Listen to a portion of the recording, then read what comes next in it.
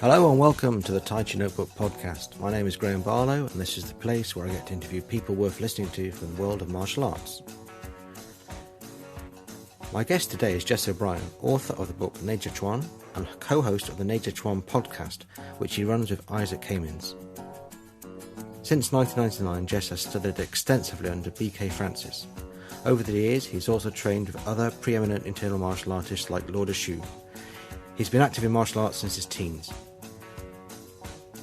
As you'll discover, Jess likes to talk, so you won't find the usual intro to the podcast this time, because we just hit the ground running and let the tapes roll. So here he is, Jess O'Brien.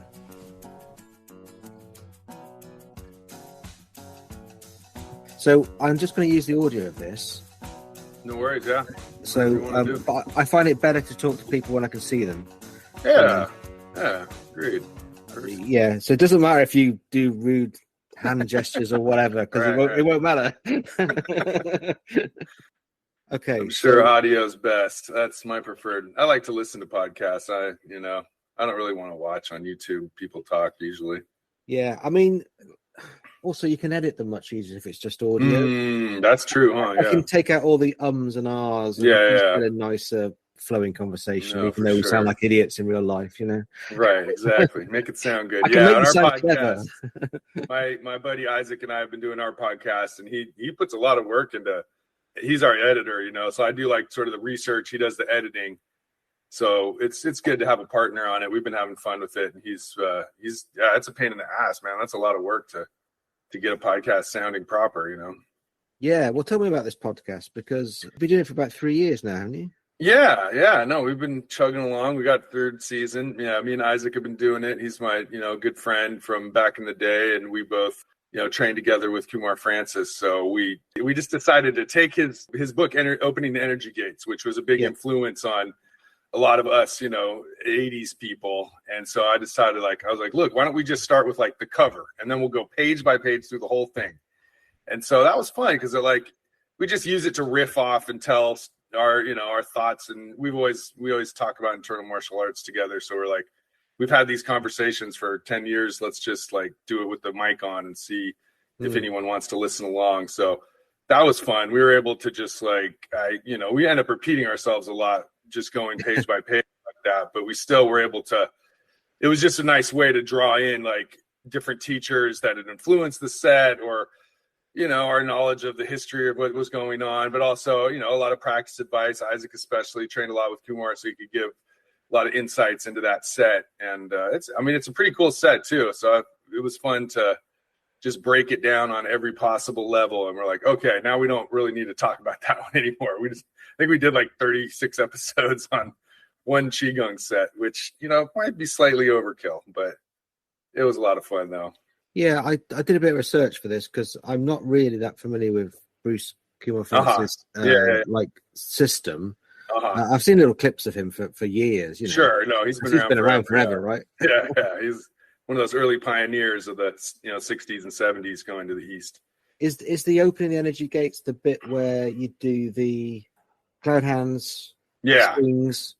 And it's got a little bit of everything. Yeah, so you do the standing to sort of get yourself structured, and then you use the cloud hands to get the basic movement idea of internal martial arts, where you twist your leg, your body, and your arm all at once, kind of to get that whole body thing going. And then those swings are really nice because you get some little ballistic movement. So you really loose arm swinging is a good way to get that feeling of I don't have to tense up to punch somebody. I can use my whole body weight behind a loose swing, can be a very powerful way to hit somebody at close range too. So that's nice. And then the spine part at the end is just a good spinal stretch. Each of his Qigong sets has a spine piece to it. It's each of them has a little spine thing. So the first one is just that stretch. But then as you go on, then you do stretching up and down, and then you do bending of the spine, and then you do some twisting of the spine. So each step of the way, it's progressive. So it's a pretty cool system. He's got 5 sets. So you work your way through the 5 sets. And each of them, there's little threads that go between them all. So it's pretty well constructed. He kind of took everything he knew and boiled it down to these 5 sets. So there's some of the movements are from the final one, God's Plane in the Clouds, is a set. of its own, but the others are somewhat amalgamations of what he learned, traditional knowledge or whatever, but he cut them up into chunks to make it progressive and easy for foreigners to study. It works pretty well as a Westerner. It gives you a plan. It gives you a process. Whereas a lot of times training in Asian martial arts, you just follow what the teacher says till you finally get there over the years. But he found that people likes to have like a little plan or like a progression that gave them, just like belts in jiu-jitsu probably, or something where you can see where you're going. You've got a plan coming, you've got a framework to view it, rather than the old-fashioned way of just like train. You either get it or you don't. And I don't know if having that progression actually makes you any better or not, but if you just followed your teacher's instructions and quit thinking, you'd probably do just as well, if not better. But it just keeps, there's just something about having a plan that allows you to, for some people, it helps you stay on track and stay inspired because there's, what's coming up. That's important. Yeah, and also his movements and systems don't seem that complicated, which is quite they're nice. Pretty boiled down. Yeah. Yeah. So they look kind of achievable, like. Yeah. No, and he is a pretty mystical dude, but like the book itself, it's pretty straightforward. He's like, when I say whole body movement, I mean you slightly move your foot, leg, waist, body, arm. Like it's not like you're zapped with energy. It's just you physically move some of this stuff. And when you try to feel inside yourself, it gets pretty esoteric. But he's like, look, if you feel it, you feel it. If you don't, keep trying to feel it till you feel it. It's pretty simple as that. It's not like that meditative element's always a little. He's one of the people who likes to have a real strong meditative chi side of it. Other Chinese martial arts people do not, and their martial art is every bit as effective. So that, I wrote that book, Neijiaquan, where I went around and visited people and tried to get their take on it. And that was kind of my final, the final thing I learned was that you could be doing it completely opposite from someone else, and you could be every bit as effective. And that's what drives people crazy about Chinese martial arts, because they're just, you do it and it works. And you're like, well, this must be the way. Well, no, it's an art form. There are many different paths to many different goals. So it's kind of for someone like, say, if you're grown up here in America, football has rules, baseball has rules. There is something official that everyone's trying to do. Whereas Asian martial arts are such an open field. Your grandma could be doing Tai Chi and someone else could be doing Tai Chi for full contact fighting, and they're both equally legitimate. And for us, a sports-based culture, that's really hard to get across and get into your head. This is not, my experience in Neijiaquan was to say, we don't really have this in the West. We don't have this master-disciple, family-based, like this sort of, it's interwoven with other stuff in a way that we don't really have in our physical culture, especially. And I think in the 60s and 70s, that's what drew people from the West to Asian martial arts. They said, oh my goodness, this is something we don't have. It's a need we have that we weren't fulfilling. Like if you didn't want to win every game, then there's no sense for you to play baseball. But like in Asian martial arts, there's all these other ways you can use the art to inform yourself, to work on your body, to work on your mind. Like, and I think when that hit the West, it was you could just see the Kung Fu craze. Like people loved this sense of richness in it, the culture in it, it's not just about winning X specific prize fight to get X specific payout. It was like this had there's a richness to it that we were missing, that we came rushing to get. And in our lifetime, I think that Kung Fu craze seems to be going downhill. Yes. Now that we have so many different movement options, and now there's yoga and all this other stuff, and MMA for the guys who really want to fight don't have to go to Kung Fu anymore. There's a place for them to just go straight to what they want. So I think Kung Fu, like, it may have fulfilled its purpose in the West of like getting us to open our mind of how movement works and can work and can be culturally, historically, energetically, medically, meditatively applied. And that sort of opened our eyes. And now it's just spread out in a million different ways. And, Kung Fu is kind of like, hey, where is everybody? But, I mean, it kind of did its job at the moment. And my sense is that it's sort of, it's a little bit, it's not, at least around here, it's not once it was proven that it wasn't as deadly as everyone thought. Yeah. It sort of took a little bit of a knockdown. But I think, maybe, hasn't it? Maybe 50, 100 years, it comes roaring back. Like that's Chinese martial arts. It it gets banned for a couple centuries and then it pops back up. You know, you just can't keep them down. It eventually returns back to prominence. Yeah. It's taken a back seat in the culture, definitely. All the buzz is about the more, you know, the things you see on TV, like right, the fight sports, grappling, MMA, you know. Absolutely. And rightfully so, you know, like that.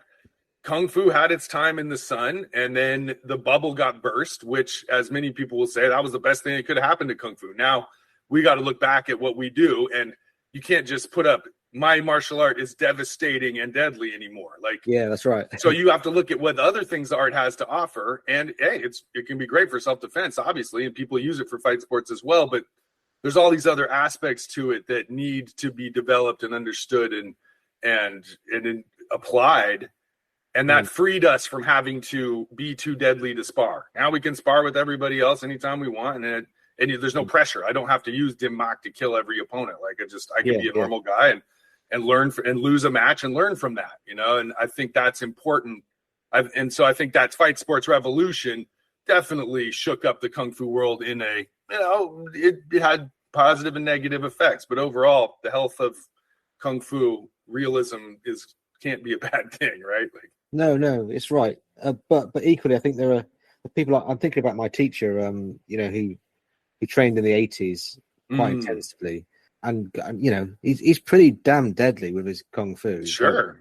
There's not going to be more people like him. You know, in the future, they'll get people like him will be drawn to MMA and stuff. Like that's where he would have gone, and same with Kumar. He would have gone.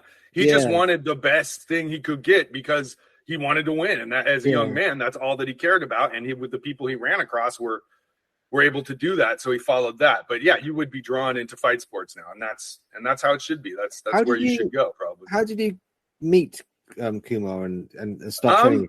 Yeah, I mean, I guess that that goes back to when I started up. I did Aikido a lot as a kid, just because that was a class I randomly got into. So all through high school, I was doing that. In college.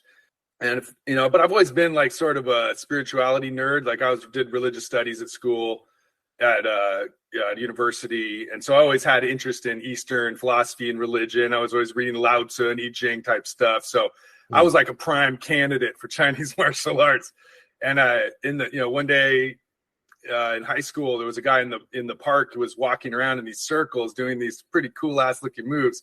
And having done Aikido, I looked at that and I said, wait a minute, there's something about that it's got that same fluidity. It's got a lot of those same sort of swirling motions and footwork. I'm like, damn, that looks dope. And me and my friend went and talked to the guy, and he said it was all about I Ching.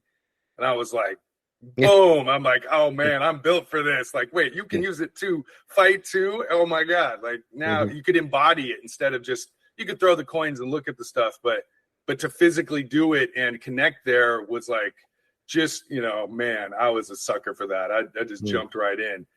And so, we learned he was a martial arts hippie type of guy. So, he taught me Tai Chi and he taught me Bagua and a little bit of Qigong, but I mostly just wanted to do martial arts with him. But it got me starting to thinking about body alignments and how to, because doing Japanese martial arts, a lot of times you're moving really fast. You're throwing and getting up. There's not a lot of talk about aligning your knee perfectly or opening your hip ever so slightly. So when I got into Tai Chi, that really, learn about like six harmonies or, all these connections and body alignments that Chinese martial arts does so well. And that really started to open my eyes to how I wanted to move. Because, I screwed up my knee and it hurt my elbow. So I knew if I could change the way I was moving and fuse and sort of build that in, then I could, potentially get a lot better and continue to practice as I got older and so on. So I could see the logic of Chinese martial arts, and it was really inspiring. But I always had a problem. Like whenever I punched somebody, it didn't hurt them.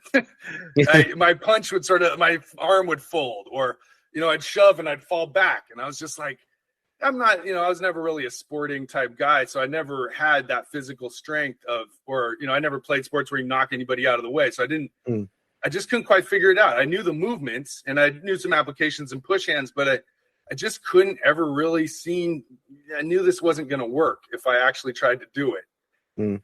And then one day a guy showed up at my teacher's house and he had this Opening the Energy Gates book. And he had been living at Kumar's house as one of his sort of inside the house, like sort of house servant type of thing where you live with your teacher and do a bunch of busy work for him. And then, you know, hopefully you get some training while you're there as sort of a martial arts bum living off your teacher. And, you know, and his wife's never loving that, but, you know, you're just always lurking around, which is a time honored tradition, you know, in all Asian martial arts. And so he just showed up randomly, and he was also an Aikido guy. So we got to talking, and then he knew we were doing Bagua. And so he busted out this book, and I was like, oh man, it's right up my alley. Like, it's got great stories of masters. So there's mystical masters in there that are hell inspiring. And the movement seemed straightforward, you know, like you said, they're fairly simple. You twist one way, you twist that way. And I was like, he seemed to have a good sense of there's a physical side to it. There's this energy side to it. And from the teachers he described in his life experience, he had tested it in sparring and fighting, and it seemed to work really well for him. So I was like, maybe this guy could help me out. And so I knew that, you know, I wanted to go check him out at some point. And as you may recall, that was the era of the Bagua Journal. Yeah, yeah. The greatest publication ever for martial arts at the time. I mean, I used to just wait at my mailbox every day, just waiting for that next issue. This was before the internet, wasn't it? Yeah, yeah. You know, there was only thing there was paper. There was a few shitty books, and my teacher's teacher had photocopied some old Chinese books, including one Bagua book, the Neijiaquan one that's really cool. You know, a genuine transmission of Bagua from somewhere in the 30s that has the swirly backgrounds. I don't know if you're familiar with that one. It's a really cool book. So I was always interested in more. And so Bagua Journal was just like water to a thirsty man. I was like, every issue I just read over and over. And I saw so many great guys, like, you know, there's Park Bak Nam is in there, and Luo De Xiu is in there, and Vince Black is in there, and like all these, you know, people that ended up being kind of heroes of mine reading that. And I'm up here in this Redwood region up in Northern California. There wasn't a lot of teachers here. And I needed to go somewhere more metropolitan if I was going to pursue this more. So I ended up getting a job down in the San Francisco Bay Area in my early 20s, which sort of was the end of my Aikido phase, and moved down to the Bay Area in Oakland. And then I started looking up some of those people from Bagua Journal. So I was able to, you know, I found my way to Kumar's class and started going to his weekly classes. I also found a really interesting group called the Tang Shu Dao, the North American Tang Shu Dao. And the teacher here in the East Bay in Berkeley was Scott Jensen, who's a really cool dude. He's a little older than us, and he went through the whole early 80s scene of Chinese martial arts. So he got to learn from a bunch of people around here, innovative teacher Peter Ralston, who sort of combined Tai Chi and Judo and Shaolin to do his effortless power kind of thing. And Scott went to his teacher Wong Jack Man, the guy who beat up Bruce Lee and here in Oakland. And so I got to learn from Scott for a while. A really great teacher, made a bunch of friends there. And at the time they were representing the North American Tang Shu Dao, which is the Xingyi school of Vince Black. And he's a really pioneering character, sort of like Kumar in the sense that he helped bring Asian martial arts, internal martial arts, to the public in the 80s and 90s. And I got to train with Vince a little bit, who was one of those classic, just like looked like a biker bar type of just street fighter type of guy who was just no nonsense, and everything he did had so much power behind it, and great sensitivity, and a great medicine teacher as well. So I got into Xingyi with those guys, and that started to open now once I started working with them, I started to get that idea of, okay, now when I punch somebody, my arm doesn't like break when it makes contact. Your arm stays connected, and it penetrates through the other guy rather than you breaking. They break. Their body structure breaks under that. So I got to do the Tang Shu Dao curriculum. And I don't know how familiar you are with that, but they have a really long, detailed list of things that they train. So they have. This is the stuff from Taiwan, right? Yeah, so this comes from Taiwan, from the lineage of Hong Yishang, the famous teacher in Taipei. There's a sort of big, fat, syllabus, like rough customer. Yeah, it had a syllabus, and he kind of based it on because Japan was like the place to be then, so they based it on the sort of judo syllabus, didn't he? I know the uniforms and stuff. And, have the gis on, you know, and so he in the 60s and 70s, he was able to attract a lot of customers that were in the karate craze, so they would wear the karate gear. and had a big open school with lots of foreigners came to train there. So his school spread out a lot. And one of his top students was this guy, Xu Hongji, who came to California, and he traveled to other places as well and spread the word about Tang Shu Dao and Xing Yi. And so that was Vince's teacher. And so that school carries on that lineage. And it's extensive. Their body conditioning is exceptional. You know, they've just got an hour of just absolutely brutal groundwork of push-ups and body crawls and, you know, falling drills and just everything you can imagine just to torture you. And man, it makes you strong as hell, you know. It's kind of the Japanese approach, isn't it? Yeah, I mean, sure. Yeah. And I'm sure, you know, a lot of Chinese schools do it too, but maybe Chinese martial arts has more of a reputation of, you know, maybe drink a little tea and do some training, and, you know, it's not that militaristic, you know, approach. Yeah. But Tang Shu Dao, they work hard as hell, and then they have a whole system of, you know, they supposedly mix Xing Yi and with Shaolin to create these what they call the Babu Da forms, the 8-step forms. So you learn a whole sequence of these 8-step forms, which they're primitive and straightforward, and you just walk down the line doing sort of basic chops and swings and back fists, and there's a kicking one, and and there's a 2-person one that matches up, and so you build yourself up with that. Then the second section is a whole section of Shaolin training. So you learn a bunch of traditional Shaolin forms and white crane forms, some of which come from Master Hung Yishang, some from Master Xu Hongji, trained with other teachers and brought them in.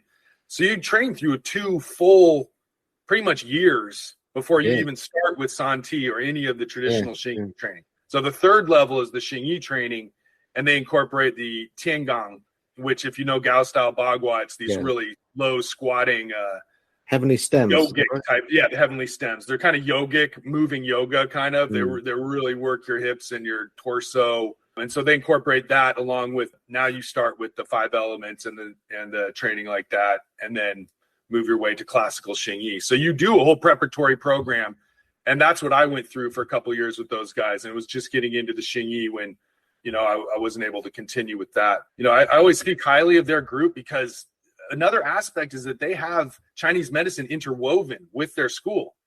So you have a whole group of people within the Tang Shu Dao who they learn the martial arts, but it's mostly for rehab. And for, you know, if your arm gets hurt, you swing a big sword until it's strong enough. And if your leg gets hurt, you do Santi stepping and standing till it, you know, it strengthens it, makes it better. And they have a great Twina system that Vince was amazing with, just the quick crack fixes that just, you know, scary as hell, but it was just brilliant and very effective. And the acupuncture, they have a complete acupuncture system. So they have a yearly gathering where everybody gets together for the sparring tournament. And I was able to participate a couple times. So you don't really do a lot of free sparring throughout the year. You do your training, you do some applications, but a lot of it's conditioning. I mean, most of what you do is conditioning. But once a year, they put you in a situation of stressful, you know, you finger gloves or regular gloves or whatever, maybe shin pads. But it's a kickboxing rules. But for most of us who've never been in a real fight, like myself, like, it was intimidating. Like, holy shit, I'm going to fight freestyle with this guy. Like, and you're not, since it's not a fight sport, you're not used to how to sort of feel a person out, get things going. Yeah. You kind of just clash, like, and so it mimics about what a street fight might be like. It mimics that stress that, you know, and all sparring is going to be stressful, but if you're sparring in your Muay Thai class every week for years, it ain't no thing to you, right? Yeah. And now you can work on specifics within that. The way Tang Shu Dao does, it's like, oh my God, I don't know what this guy's going to do. I don't know what I'm going to do. It just throws you in that. And I thought there's some value to that because you don't take it for granted. It mimics that stressful intensity of unchoreographed sparring. And so that woke me up. I was able to use some moves I had learned earlier. And, you know, one guy like pinned me in the corner. So I just spun around with the single palm change. And I turned my back to him. I spun so fast that I just chopped him right in the side of the head, and it totally worked. And nice. I was like, holy shit, wow. You know, like, and so you get that sense of, whoa, one of my moves worked. I didn't know that was possible. And I got nailed too. And I took a punch and I was like, okay, that hurt, but I'm still standing. You know, and so for someone who's never really fought, that was like really eye-opening. I'm like, okay, well, you know, I can take a punch and I can deliver a punch, and I'm going to lose some and win some, but instead of, in Aikido, there's no sparring allowed, right?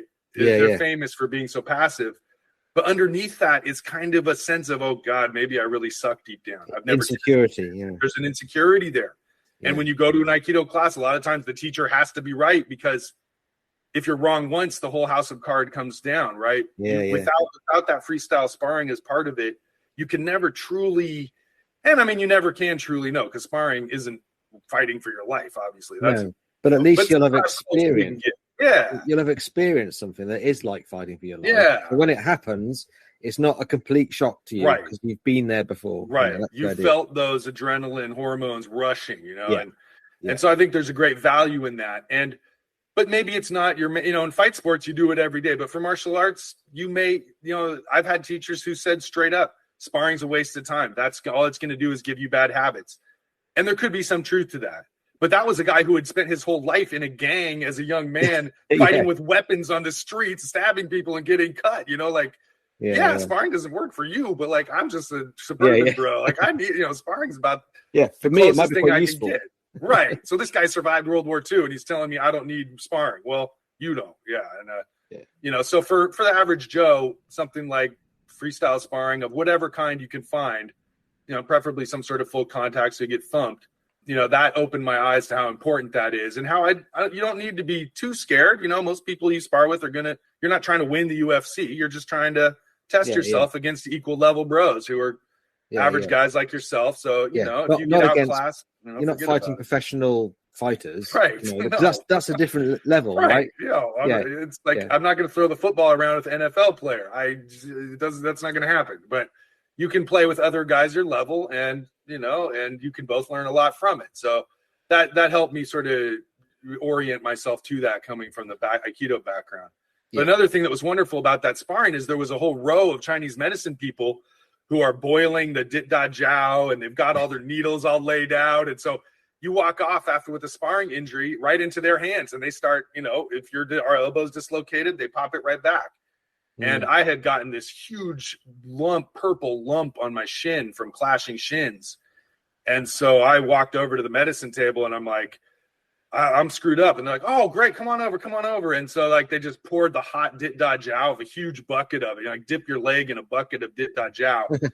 And then they got to the rubbing, and part of Tuina is to rub out bruises and blood clots like that. And I just about screamed. I mean, that hurt so freaking bad for like 2 or 3 minutes. That was just absolute agony.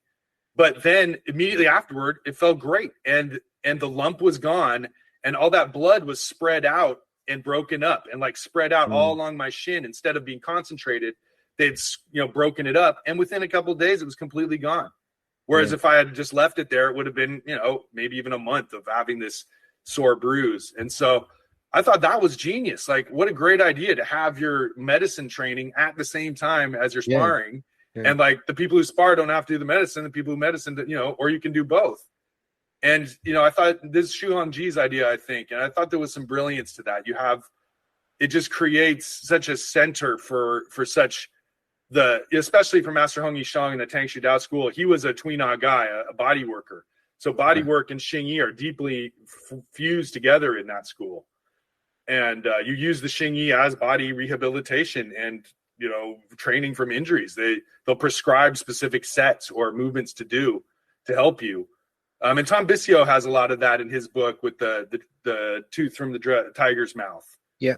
It was going around for a long time. It's that fusion of medicine, herbs, self-massage, and physical movements that make a very holistic healing method that I think is brilliant. And I think it's a wonderful contribution. I think it's a great way to fuse the two together that maybe it's hard to find. It's unique to the Chinese martial arts culture. And I think it's super cool. So you went from Tang Shu Do straight to Kumar's stuff, or was there I was also training a bunch of stuff at this. I was kind of getting into my zone to do that book. So I was visiting like every day after work. I was pretty much like take a nap in my car, get a cup of coffee, and then go to a school. Because in the Bay Area, I mean, coming from a town of 12,000 people, I stepped into the greater Bay Area is probably 8 million. So, I mean, I just looked in the phone book and there's 25 different Aikido schools. And there's just like within an hour or two's drive, I could find any different type of martial art. So I was in martial arts heaven. Like I was going to I would go to a karate class and I get a free class because of course I was a broke martial arts bum. So anybody with a free class, I was coming once. And so I got to meet a bunch of cool Aikido people and just, I went to just, I don't know, Dragon Kung Fu, Wing Chun, Chen Tai Chi, Wu Tai Chi, Yang Tai Chi, White Crane, and fight sports. Fairtex Muay Thai in San Francisco was raging at the time. Like, Muay Thai was coming up, MMA was growing everywhere. So I got to do some visiting there as well, get a little experience, on the ground, which is not my area. But during that visiting, somewhere in there, my boss said to me, hey, if you want to publish a book, you can do a book about anything you want. Because I worked for a martial arts publisher, and they did herbs and food and aliens and, aromatherapy. And they did all kinds of crazy stuff. So he's like, hey, if you want to do a book, throw it in there and we'll publish it. So I got to thinking, inspired by Bagua Journal and the way Dan Miller would interview different people. And they would say different things from each other, but he didn't feel the need to make everybody agree, right? Like, you could just present, hey, this is how we see it. And so I thought, I want to keep that going because Bagua Journal sort of ran out of steam a while before then. And I thought my book I would see as kind of a sequel to it. I even visited a lot of the same people that he talked to and do sort of long-form interviews and just try to just put everybody I could find in one place to show that breadth of Chinese martial arts. Because I started off, at the time, my brother had joined the Fairtex Muay Thai group, and I was messing around with Chinese martial arts. So we would get together and spar, and the kicking power he was getting from Muay Thai and the ring fighting, and, he used to love to troll me and just be, oh, that Chinese shit's all fake, blah, blah, blah. So that was part of my book, too. I was like, okay, so if everything I'm doing is fake, I'm going to go talk to the masters and find out what they have to say and see. Right. Because I can't argue. I mean, if I'm losing, then I better find out. And I can hold my own. But, this was the rise of MMA. So I'm like, let me talk to the old masters who've been through this. They've seen Chinese martial arts at its heights and lowest points, and they've trained all their lives. So let's see what they have to say. So every one of them I asked, what do you think about sparring and sport fighting? How does that interact with Chinese martial arts? And that ran the gamut from it's a complete waste of time, don't ever bother doing it, to it's essential. You must, get in the ring with as many people from different styles as you can in order to test yourself. And I could, every time I'd interview one of these guys, I end up agreeing with the guy. Like I'm like, you know what? He's right. I probably is a waste of time. And then the next guy, I'm like, I'm rare. I got to get back in the ring, So like, they're very persuasive. And that's where I ended up in that position of, Chinese martial arts does have these just extremes on both ends. That's unique to the world of fighting, like there's just so many different ways to get it to be a part of it. I brought your book when it came out. Oh, thank you. A few years ago now. I remember thinking at the time that I really loved the Tim Cartwell interview in it. Yeah, Tim Cartwell, I think it starts with that, doesn't it? Yeah, I went in alphabetical order just to not but I step on any toes. My problem was I loved his interview, and then the rest of them sort of paled in comparison to me, and I was kind of like, oh damn, he's put the best thing at the front. Yeah, not everyone thinks that, but a lot of people do. Because I don't expect fantastic. Everything he says in there makes so much sense that like you can't help it. Like here's a guy who is.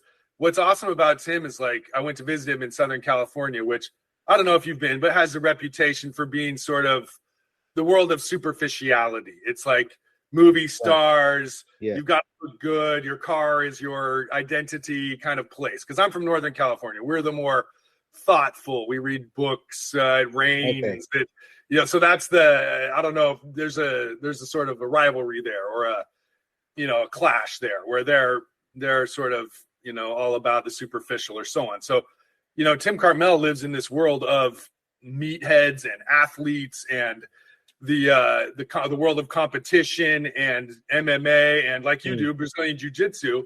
And he's this slight person who's not very tall and he's not very thick, and he's also as big a martial arts nerd as you've ever met. Like he's just like us. He's read all those same books that we've read. He knows all the terminology of all the meditative and energetic and the Fa Jing, like he knows that whole world deep down, and he mastered that world. He got really good in that world.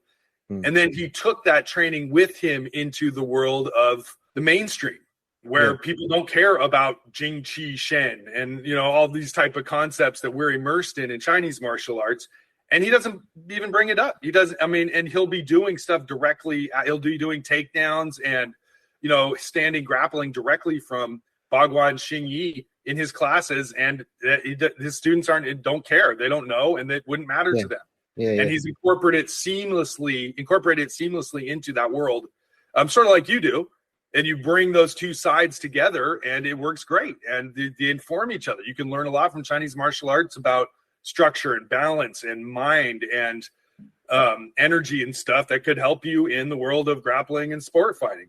Yeah, I was teaching a jiu-jitsu class with the guy I was rolling with. I know he does Tai Chi, right? So I was trying to get him to apply pressure to me, but also in a way that when you feel the pressure, you just change the angle slightly so that which is very like push hands, right? Yeah, right. I just suddenly started talking about. I said, look, it's like push hands with your feet. You got to put your feet on them. You press up, put your foot on the hip. As they press, you just change the angle slightly, And we just sort of. I was kind of halfway through this, and I thought, I've actually finally managed to mix Tai Chi and Jiu-Jitsu. This has been coming a long time. But it's push hands with the feet, Right? Yeah. And a lot of those objectives are similar, of sensitivity, awareness, really let the other person push you into the position you want to be. Like, absolutely, for ground grappling, those are essential, right?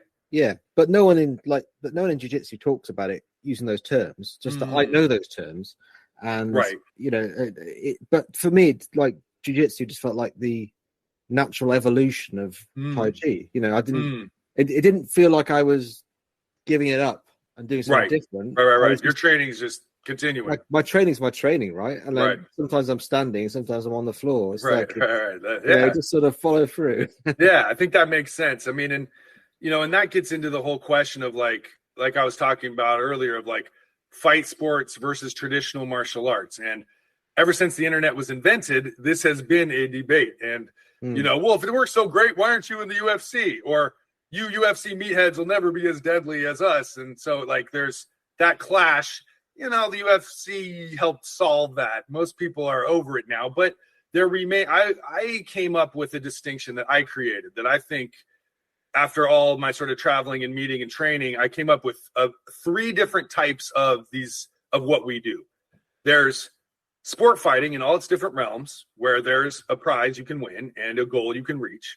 There's military and police, where it's not about winning, or it's not even about cardio. It's about subduing someone or killing someone very directly. Like, there's no mystical. It's not something you necessarily train every day, like a sport training. You got to stay in shape for. It's knowledge of how to hurt and kill and capture people, and that's a second type. Then there's the third thing, which is traditional martial arts, traditional Asian martial arts, which may exist in other cultures. I know it doesn't exist in my culture, but I've only observed it in Asian martial arts, where there's history involved. There's meditation on some level. There's cultural values. There's fighting and sparring. There's physical training. There's energy. There's all these different things.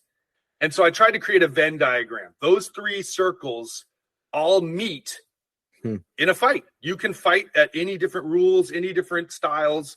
Those 3 groups can all fight. If they want to fight each other, they can. That's where they meet. But for the most part, their own circles are their own worlds. The stuff a police officer does compared to what a BJJ competitor does, compared to what my grandma doing Tai Chi does, are completely different worlds. Yeah. But if those 3 people meet in a matted floor somewhere, they can all spar each other and learn from each other. Just settle on a rule set, whether it's gloved or not, or grappling or not. And hey, scrap, go for it.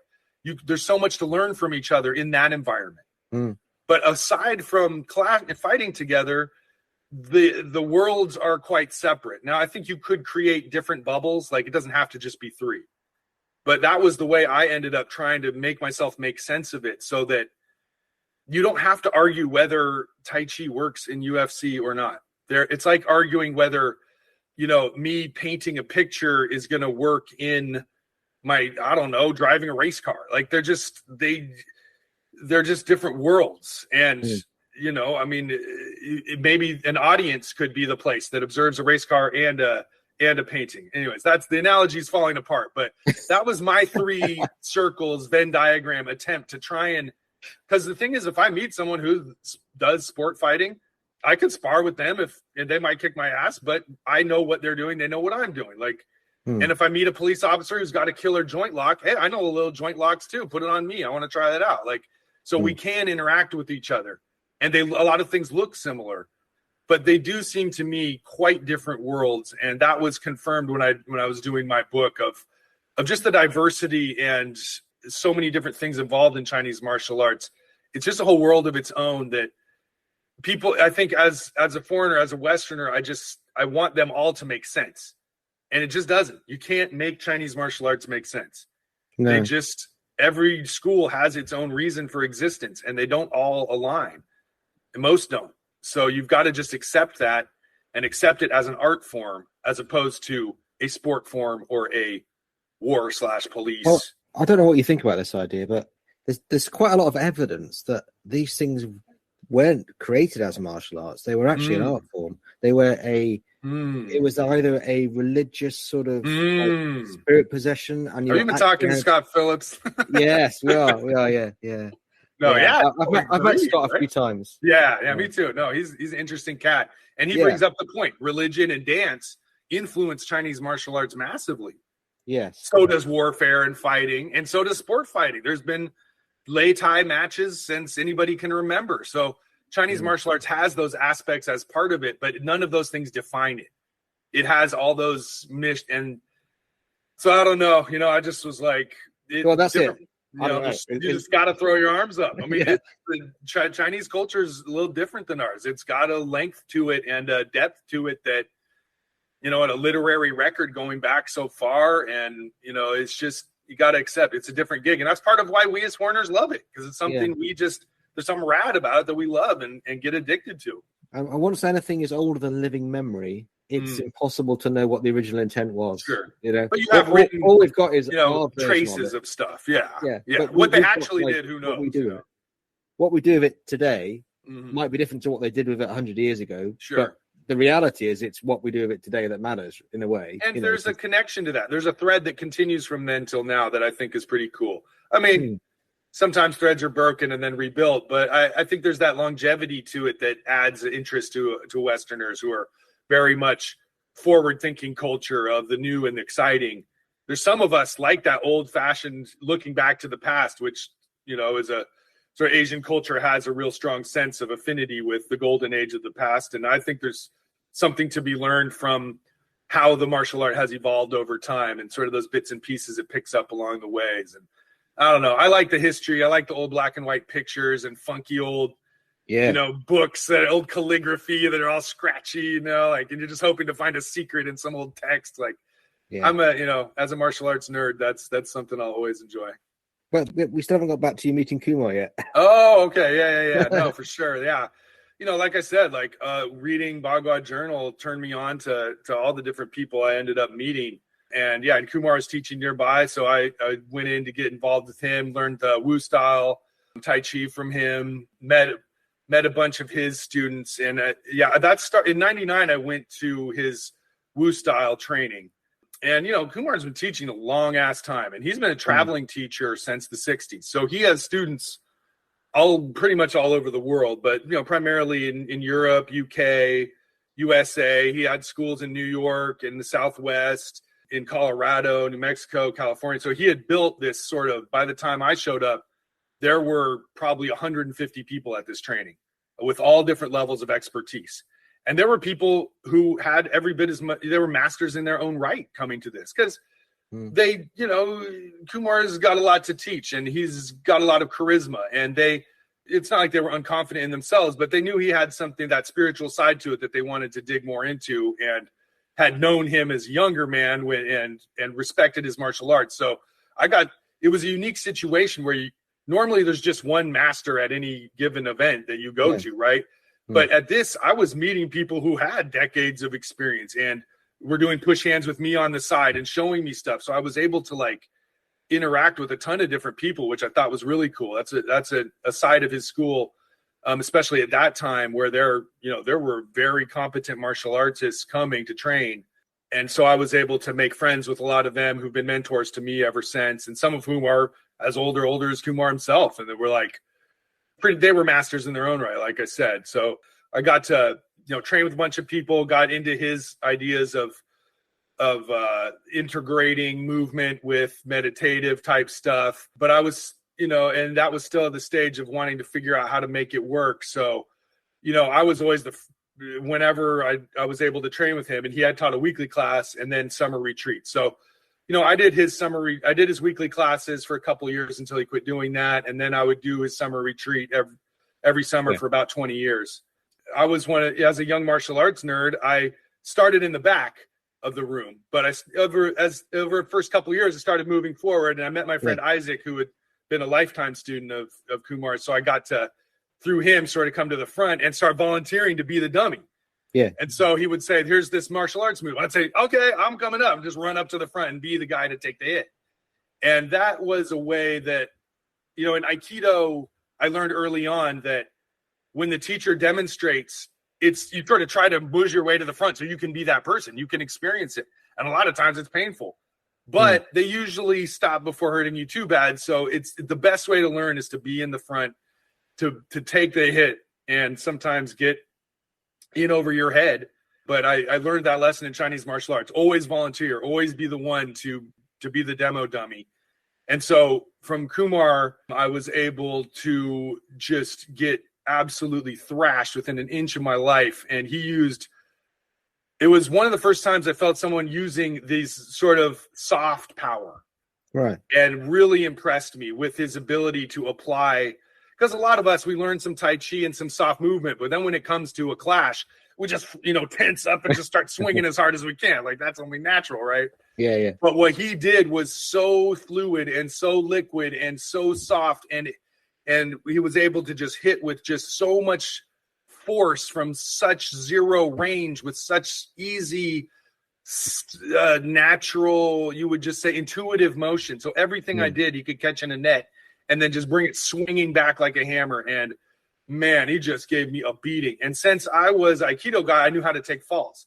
You get real good at getting beat up in Aikido, which is great. Because then in Chinese martial arts, the teachers love it because they know he could just slam me on the floor and I could take that fall and put a wrist lock and I'll go along with it. In Aikido, you let your teacher look good too. And so that always helps in Chinese martial arts. You're not stiff arming trying to prove him wrong. You just go fight him back. Yeah, you don't fight back. And so, what teacher doesn't love that? They're, oh, great. Yeah, you're big. Come up here and you're going to make me look good. So I've always, used that to my advantage in every class I visited so that I could get a little of that hand to hand with the teacher and give them face and let them succeed. But man, it opened my eyes to like soft power, like those swings, that ability to just turn from your core and then the whole rest of your body comes swinging out. And, a 40 pound arm swinging loose off somebody can hit like an iron bar. I mean, it just, I realized that tension wasn't the only way to create power. Now tension and, Li, clumsy strength, works great. You can knock somebody out with one punch that way. But that fluid power, that liquid power, when you encounter something blocking you, sometimes you can wrap around it. You can respond more intuitively without thinking. You don't have to remember a combination because your body and some people will call that the chi. Your body gets a sense of what the other person's energy and finds the holes in their defense sort of intuitively. And I could see that some of this Tai Chi and Xing Yi type stuff had that element of really stillness of mind that let you use that fluidity to your advantage. Now, it's not easy to get. Soft power is hard. You start with just letting your arms sink over and over. Let it flop. Let it flop. And then you drop onto someone's hand. You don't do much. Your arm feels weak. You have to make yourself weaker to eventually become stronger. And most people don't want to go through that. It's not fun. It sucks because you're losing all the time. And, Chang Man-ching always said, invest in loss, because then you'll get something out of that in the long run. And I did. I was able to, especially with my friend Isaac, who's like my mentor and teacher in that school. He and I, we're the same age as you, and like it's had a lot of the similar experiences. But he had been with Kumar since a teenager, so he hadn't trained with anyone else. So all he had was that soft power. Now, he never even took a karate class as a kid or whatever. So he was able to help me kind of follow that process and just let me whack him over and over and just try to get that swinging power without, and then be able to get hit without tensing up, to take a slap without like your eyes bugging out and your shoulders tensing. You got to learn that. You got to let those hits, you roll with those hits. You let your body absorb them. You let your energy doesn't freeze up and create this like tense up your belly because you got hit. You got to soothe yourself over and over. So we went through that process, and that soft power that Kumar has was definitely something that I found very valuable and pursued for a long time. And I mean, like I said, hard power works great too, but soft power is a worthy pursuit. That, I mean, I guess the downside of soft power is it burns less calories, you know? Yeah. And I guess in old China, that was probably a good thing, because you might be living on a few rice balls per day. So less calories is great. You know, but for, you know, my problem is having a lot of calories around. So in the modern world, we have too many. So that may be the downside of internal martial arts. I might be able to, you know, knock you out with just one move, but, you know, doing a Tai Chi form probably burns 20 calories, whereas you could do that same time doing yoga. You could be rocking a hot beach body by the time, you know, you get good at yoga. Whereas if you're doing hey man, you could get as good as Tai Chi as you want. It's just not going to do you for cardio. Yeah, more mass is not a bad thing in Tai Chi, is it? Right, exactly. Yeah, because it's more weight. When you're swinging your arm, it's heavier. That heavier that swing. But then again, a light person, their arm might be 20 pounds, but hey, if you hit someone with a 20-pound brick, you know, that's good. If that hits you in the head from the side, I mean, even 10 pounds, like, it just goes to show you can really harness that body weight with soft power. Just that falling, just free fall feeling can be a great way to create flexible power. It lets you change quickly rather than, you know, hard force. Sometimes you have to reset each time to fire it off. So anyways, that's what impressed me about his school. So I was able to pursue his Qigong. And at a certain point, he agreed to teach us Xingyi. So we went through his Xingyi process. His teacher in Beijing, Master Liu, had his way of doing it. He showed us the ways he learned from Master Hong Yishang and from Master Wang Shujin as well. And each of them had it. So like one of them steps through to do, like Master Liu would do his Beng Chuan by taking a full step with each Beng Chuan. Yeah. Master Hong would just take a half step each time. And Master Wang, his half step was done slightly differently. So we got to see from him the different Xingyi schools approach, but pretty much Hebei Xingyi in the long run all looks pretty much the same. But he took us through that. And he also has a lot of meditative stuff you do in Santi. So you really try to feel the 5 elements on a visceral level. So when you're doing metal element, you engage with your spine and with your lungs, which are the metal element of the 5 elements theory. When you're doing fire fist in Xingyi, you're engaging with the heart, and you're bringing a sense of fire into your body. So he has a bunch of exercises where you physically, literally manifest those feelings, which not everybody does it that way, but he does that way, and it's pretty cool. I like it. You know, I think it can be effective that way. And his Santi is a ton of Neigong involved. So you're standing in this posture and you're relaxing one joint at a time for days of grueling, working your way through inch at a time. And it's torture, but hey, it really helps get your mind in your body. And really, you do some breathing exercise where you breathe into the distance and back. So you're using your mind and in a calm, and you're going through one vertebrae at a time, like breathe into this vertebrae, then the next vertebrae. So he has a very meticulous, long, slow, there's a lot of talking involved where he's just lecturing while you're standing there sweating. Yeah. Not every school does that way. A lot of schools, you just start out standing for a while with no instructions till you sort of get it by yourself. And that works too. But his way, it's good for the intellectual. And I think especially for those of us who are, mind people who like to curious think people, stuff, yeah, it gives you a lot of bubble gum to chew, and it gives you a lot of thoughts to think. And in the long run, if you're training, go for it. Whatever it does to get you out to train. Yeah. And I think for some people, having all of those different elements and those in-depth explanations help you get inspired to train. For some people, they don't want to hear all that crap. They just want to get out there and do it, and that works too. I'm a bit more towards that end of the spectrum, I think, than the sit down and talk. I've always got frustrated with the if the lecture goes on too long, my feet get itchy and I start right? dancing around. And then I'm just like, can we just get on with it now? Because I mean, what's great about Kumar is he doesn't care if he doesn't care if you go in the back and just practice. So right. you'll see the people who are seniors in his school he'll start talking and we just go in the back and just start moving. Yeah. Because nice. A, you've heard it all before, and B, it's just, you don't have to sit there. He has a pretty informal class. So I think people will come in sort of wanting to be traditional and sit there stock frozen. But when you get comfortable in his school, you can train while, the lecturing can be a bit much because that's his thing. He really wants to just go in depth and give you every freaking possible concept you can possibly choke on. And, that can be good at times in your training. And there's other times when you just want to grind and get working. And that's important. Out of the three arts, Tai Chi, Shingi, Bagua, which one is you? Or is it all three? Yeah. I mean, I've been lucky enough to train all three. I think, I think that Aikido I had when I saw Bagua, really fell in love with it. And then that was the first one I really learned pretty well it just worked for me pretty well. And then when I went, I left home to go pursue martial arts and I kept looking for Xingyi, but it was hard to find. I found it at Tang Shu Dao. But most people were not.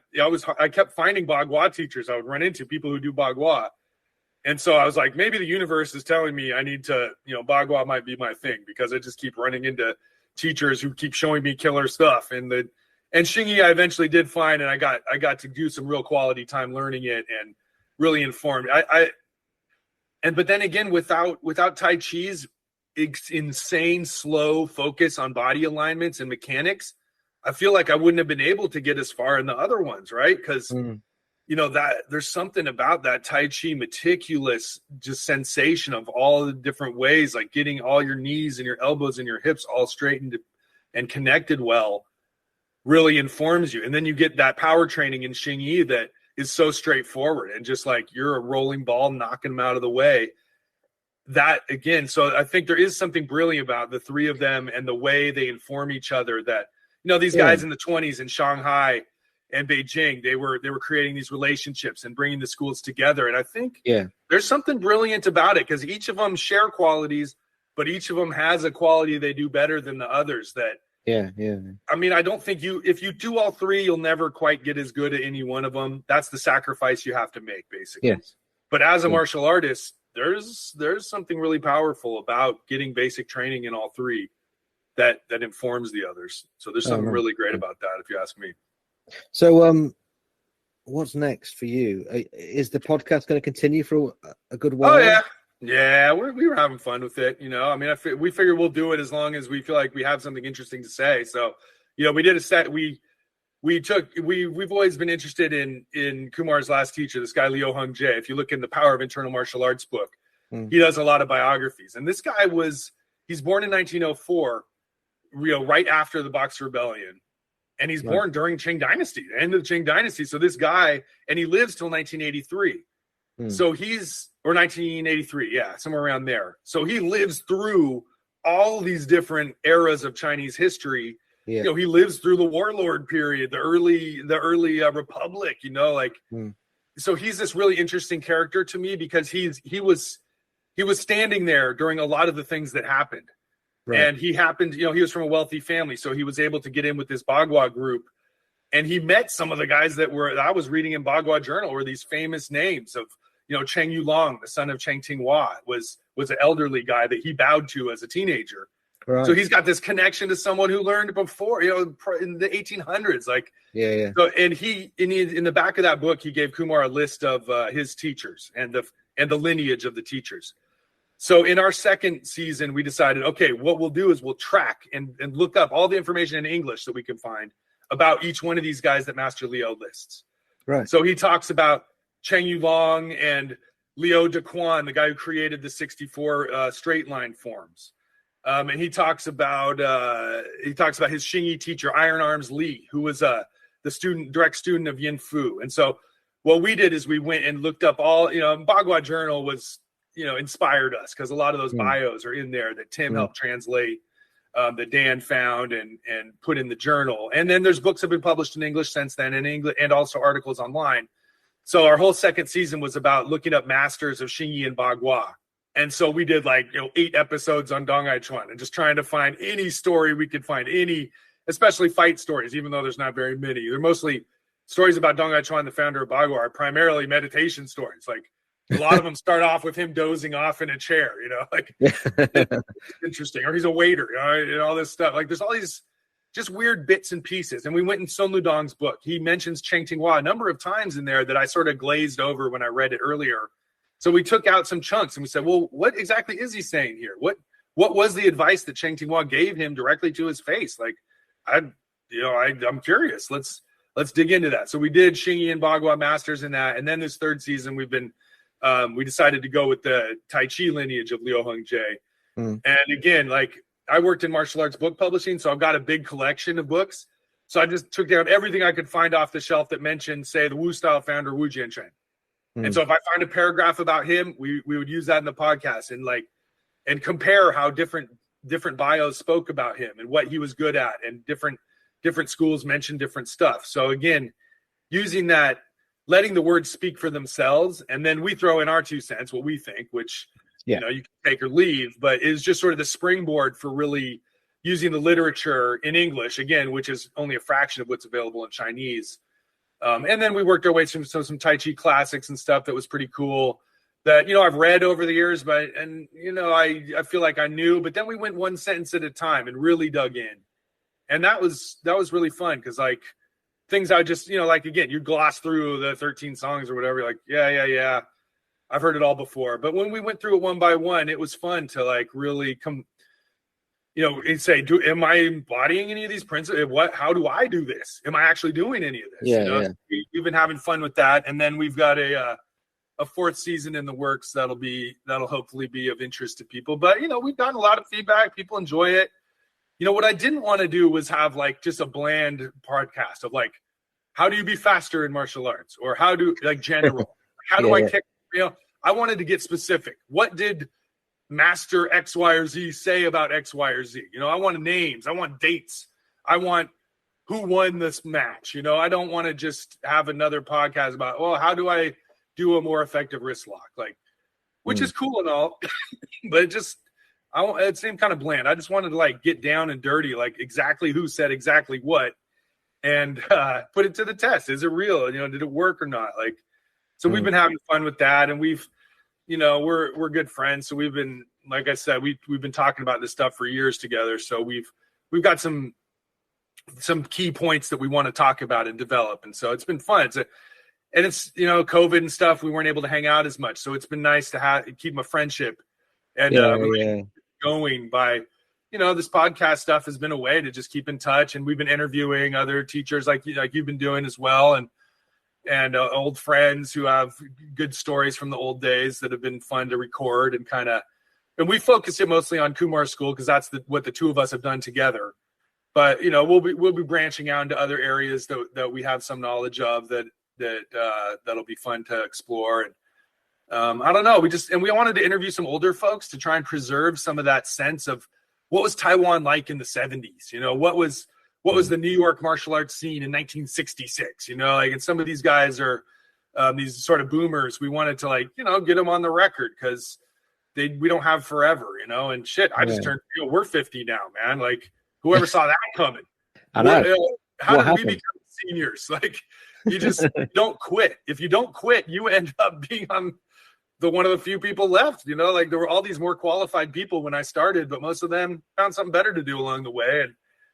And here I am still doing it. And by default, you end up, who else are you going to talk to? I'm this middle-aged guy. I mean, man, the 80s seem like a long time ago now. Yeah. That world that we came up with. And one thing, it was I felt like there was some of us back then who are Gen Xers who were fiending for this knowledge. I would go to sleep thinking about internal martial arts, and I would wake up thinking about, I wanted any bit or piece I could get my hands on. And those bros are hard to find now. I think there's so many other options. And even if you did have that burning thirst for knowledge, all you need to do is sit there on YouTube watching shit all day. You don't even have to interact with anyone, and you could fulfill that need for knowledge. Yeah, I know. It You was know, so different, wasn't it? When to get the knowledge, you had to ask someone to their face, and then you had to you go get beat up. what you had to do is go to a city, find the alternative bookstore, Mm-hmm. look on the notice board. There you go. Adverts for martial arts classes, Tai Chi and then poster. you go, "Oh my god, look, there's a Wing Chun class or something." And Look at the community bulletin board would have the Tai and Chi. you'd phone the guy up, and you don't actually have to talk to him on the phone. And sometimes I remember I phoned one guy up, and he talked to me for an hour. And you can't be doing this for everyone who phones you up, because this is crazy. You get some very lonely people in the martial arts world. Yeah, I think he did. I think anyone who phoned him up, it was almost like it was a test. He just started. He described the location of his school in such minute detail that it took 20 minutes. And I think it was a test to see if you'd give up and just put the phone down. You need to be able to persevere. Yeah, but these days you just go on the web and you go, okay, YouTube, what we're looking at today. Okay, so we're looking at hawk forms in Shingi. Let's go and find 10. Oh my God. There you go, all day. There's 10. I mean, there's 20, you were lucky if you saw one of those things in 20 years. Yeah. I mean, and so I think intellectually it's easy to fulfill that desire. Too easy. Because if I had been able to quench my desire for internal martial arts just by watching shit on the YouTube, I would have probably done that. And then I never would have met all these amazing people that I met. And all the uncomfortable moments of walking into somebody's class that you don't know, that you've never been to, and all the potentials for ego clashes and feelings they might just freak out and punch you, right. I mean, they usually don't, but they usually don't. That's what it takes guts to walk into a new martial art with nobody in there. Put your ego on the line. They may make a fool of you. And that was good for me, though. That got me out of my shell. I went out and visited people, and I took my lumps in the process. And one thing I did learn along the way is the physical injuries of clashing in martial arts aren't as bad as the emotional ones. There's been times where I thought I was losing, so I cut loose and I punched someone way harder than I meant to. That was 20 years ago. That memory still pops up. Feel bad about it. My ego boiled up, and I had to get this guy, and I regretted it ever since. I was just like, what the fuck? That just showed how insecure I was. And so I think the emotional side of conflicting and sparring and doing techniques, there's so much room to feel bad but it's good for you to face that. It's good to go up against that. And 99% of the time, you're going to walk away friends, and it's going to be cool.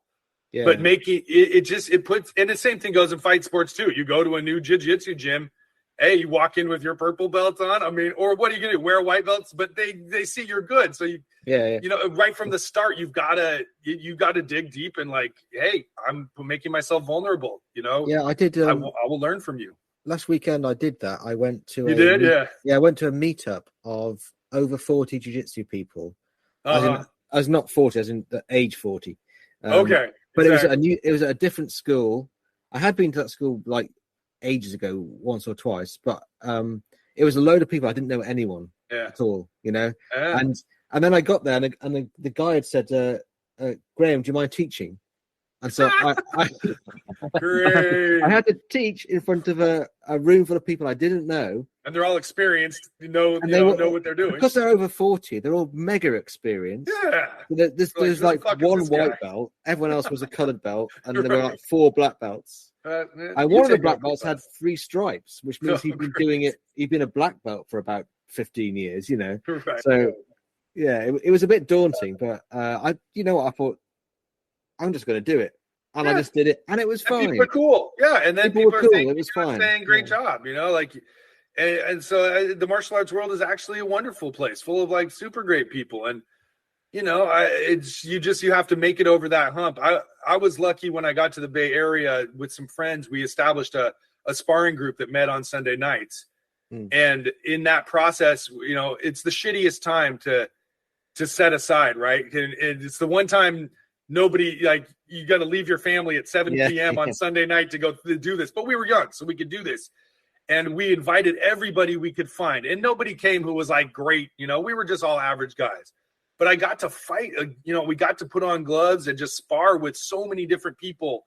Everything from, white eyebrow to karate to Shotokan to Ishinryu to Taekwondo to Capoeira to Chinese martial arts of all kinds, guys who did some MMA, and even, contact improv was one dude who showed up. And we got to, and it was such a great experience. And most everybody was super cool. And we never really had a single, maybe a few injuries along the way, but not the praying mantis guy did injure somebody just because his dim mak was just so strong, just a weird random kick. But overall, everybody was cool. We all got to know each other. Some people only came once. Some of us came for years. But when you have a great group like that, it just took me so much out of that worry of I'm not deadly enough. It was just no, we can all just fight at the same level. And I gave me respect for sport fighters who spend 8 hours a day training. I'm not planning to be one of those guys, and I don't have to be in that category. It's a different level of fitness. Category. Yeah.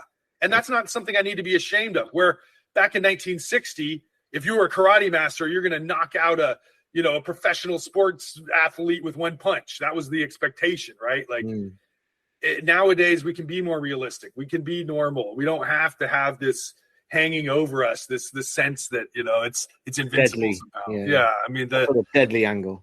So that's why I took the word devastating out of my vocabulary. I'm just I'm not going to call it devastating. I'm going to say used to be used all the time, didn't it? Yeah. Could we just say effective? That's pretty good. I remember the times when Bagwell was always described as devastating. Oh, devastating, invincible. And it's just. I see these guys walk around in circles, and you think that's devastating.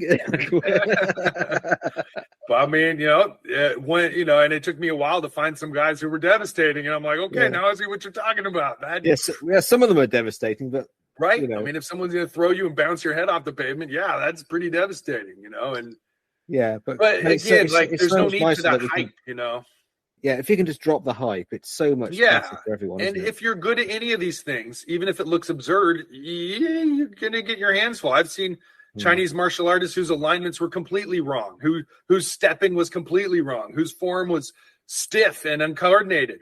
And when you put your hands on them, they're next thing you know, they're choking you out. You can't, your styles require. So when you get on Facebook and someone says, I don't see any Bagua in that. Well, bro, when you start scrapping and scrambling and fighting somebody, it's not going to look good.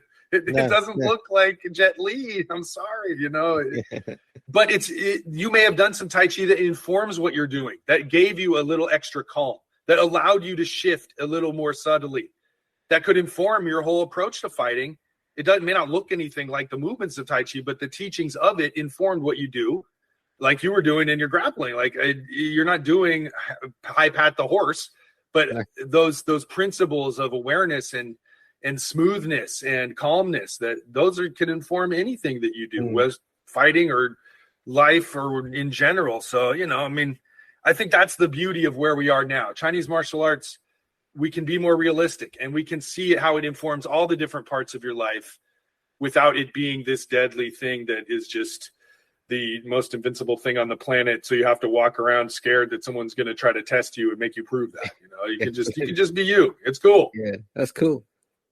Wow. Well, I don't want to eat up too much of your morning, but that was a great conversation. Thank you. For sure, bro. Yeah. I mean, anytime. I love talking about martial arts. You know how it is. You get a couple of us together, and next thing you know, you're. I feel like we should have some beers, though. That's the thing. Yeah, right. If we have some beers, it's be better. I mean, if you're passing through Northern Cal, I'm often in the Bay Area, so it'd be great to get together and chat sometime. And I've been to the Bay Area. I've been to San Francisco 3 times, but it was a while ago now. Yeah, family life makes the impromptu visits a lot harder. I haven't been to the UK in 20 years now because it's just I'd have to buy 4 tickets, and it's just that ain't gonna happen. Well, I've still got the slim chance that my work will get me over to the US, but it might end up. It's more likely to be New York these days than San Francisco, sadly. Yeah, our office has moved there. Oh, okay, awesome. Yeah, work is the way I've been able to travel. That's how I was able to get around and meet people. And just when every town you're in, there's always the Chinese martial arts school or Brazilian Jiu-Jitsu is the same. There's always going to be somebody there. Then over the years, now that I'm old, I know more people who know people. And so there's always a friend of a friend in every town I go to that I can drop by their class and and participate. And, it's just lifelong friendships and keeps you off the streets. Chinese martial arts, just, you've got, when everyone's going out drinking, I'm like, I still have my practice to do, bro. So maybe I'll meet you guys there, but I got a plan. I got my training. It gives your life a center.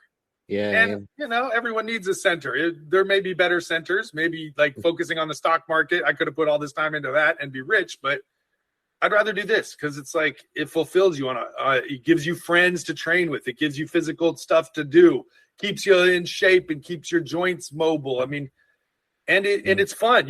And I keep looking at the history and the research. That keeps me busy too. It gives me something to do. Like, I don't know. I couldn't imagine life without Chinese martial arts as my hobby, because it's just, there's always something more to do and some more fun to be had. Well, that's a great message to end on. Right on, bro. All right, thanks. Thanks, Jess. Hey, good talking to you, Graham. Thanks for having me on. Appreciate if you're ever over here, look me up. And if I'm ever over there, I'll look you up. For sure, bro.